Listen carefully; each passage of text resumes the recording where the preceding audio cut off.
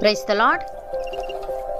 ఈరోజు దేవుని వాగ్దానము, యెహోవా సెలవిచ్చినట్లు సియోను కొండ మీదను యెరూషలేములోను తప్పించుకొనిన వారందరూ శేషించిన వారిలో యెహోవా పిలుచువారు కనబడుదురు.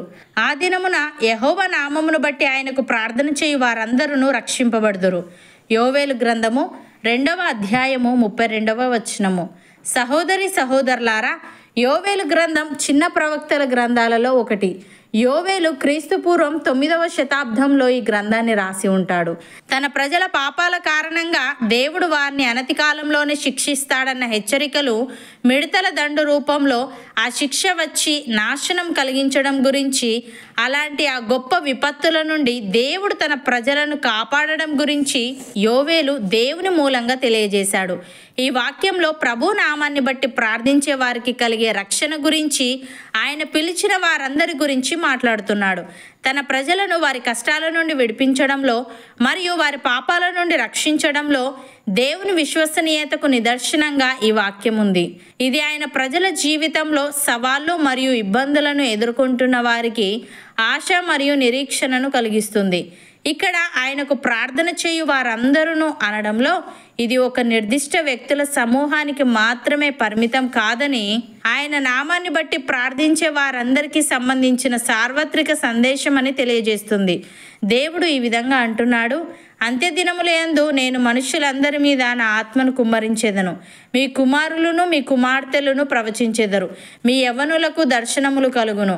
మీ వృద్ధులు కలలు కందురు. ఆ దినములలో నా దాసుల మీదను నా దాసురాండ్ర మీదను నా ఆత్మను కుమ్మరించేదను గనుక వారు ప్రవచించెదరు. పైన ఆకాశమందు మహత్కార్యములను, క్రింద భూమి మీద సూచక క్రియలను, రక్తమును, అగ్నిని, పొగ ఆవిరిని కలుగజేసేదను. ప్రభు ప్రత్యక్షమగు ఆ మహాదినము రాకమునుపు సూర్యుడు చీకటిగాను చంద్రుడు రక్తముగాను మారుదురు. అప్పుడు ప్రభు నామమును బట్టి ప్రార్థన చేయు వారందరూ రక్షణ పొందుదురు అని. ప్రియులారా, యేసు ప్రభువని మీ నోటితో ఒప్పుకొని దేవుడు మృతులలో నుండి ఆయనను లేపెనని మీ హృదయమందు విశ్వసించిన ఎడల మీరు రక్షింపబడుదురు.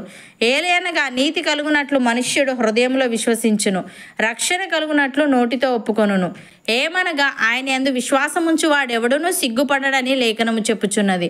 యూదుడని గ్రీసు దేశస్థుడని భేదము లేదు. ఒక్క ప్రభువే అందరికీ ప్రభువై ఉండి తనకు ప్రార్థన చేయువారందరి ఎడల కృపచూపుటకు ఐశ్వర్యవంతుడై ఉన్నాడు. ఎందుకనగా ప్రభు నామమును బట్టి ప్రార్థన చేయువాడెవడో వాడు రక్షింపబడును. అపోస్తలుడైన పౌలు ఈ విధంగా అంటున్నాడు, ప్రభు వల్ల ప్రేమింపబడిన సహోదరులారా, ఆత్మ మిమ్మును పరిశుద్ధపరచుట వలనను మీరు సత్యమును నమ్ముట వలనను రక్షణ పొందుటకు దేవుడు ఆది నుండి మిమ్మును ఏర్పరచుకొనెను గనుక మేము మిమ్మును బట్టి ఎల్లప్పుడూ దేవునికి కృతజ్ఞతాస్తుతులు చెల్లింపబద్దులమై ఉన్నాము. మీరు ఇలాగున రక్షింపబడి మన ప్రభు అయిన యేసుక్రీస్తు యొక్క మహిమను పొందవలనని ఆయన మా సువార్త వలన మిమ్మును పిలిచెను. కాబట్టి సహోదరులారా, నిలకడగా ఉండి మా నోటి మాట వలననైనను మా పత్రిక వలననైనను మీకు బోధింపబడిన విధులను చేపట్టుడి. మన ప్రభువైన యేసుక్రీస్తును మనలను ప్రేమించి కృపచేత నిత్యమైన ఆదరణయు శుభ నిరీక్షణయు అనుగ్రహించిన మన తండ్రి అయిన దేవుడును మీ హృదయములను ఆదరించి ప్రతి సత్కార్యమందును ప్రతి సద్వాక్యమందును మిమ్మల్ని స్థిరపరచునుగాక అని. సహోదరి సహోదరులారా, దేవుణ్ణి ప్రేమించు వారికి అనగా ఆయన సంకల్పము చొప్పున పిలువబడిన వారికి మేలు కలుగుటకై సమస్తమును సమకూడి జరుగుచున్నవని ఎరుగుదుము. ఎందుకనగా తన కుమారుడు అనేక సహోదరులలో జ్యేష్ఠుడగునట్లు దేవుడు ఎవరిని ముందు ఎరిగెనో వారు తన కుమారునితో సారూప్యము గలవారవుటకు వారిని ముందుగా నిర్ణయించెను.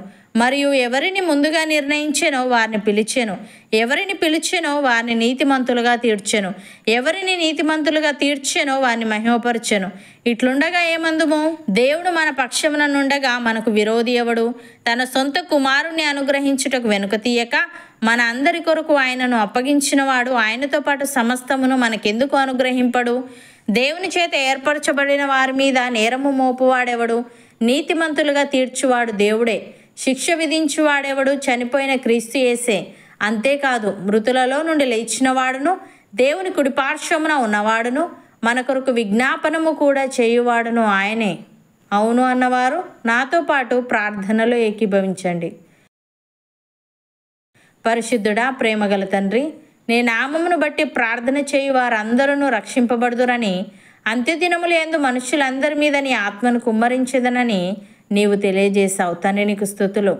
దేవా, మేము నీ నామాన్ని బట్టి ప్రార్థించి నీవిచ్చే రక్షణ పొందుకొని నీ ఆత్మచేత నింపబడే వారముగా ఉండుటకు సహాయము దయచేయమని, మేము నిలకడగా ఉండి మాకు బోధింపబడిన విధులను చేపట్టుచు ప్రతి సత్కార్యమందును ప్రతి సద్వాక్యమందును స్థిరపడుటకు కృపచూపమని, నీ కృపచేత నిత్యమైన ఆదరణయు శుభ నిరీక్షణయు మాలో ప్రతి ఒక్కరికి నీవే దయచేయమని యేసుక్రీస్తు నామమున ప్రార్థిస్తున్నాము తండ్రి. ఆమెన్.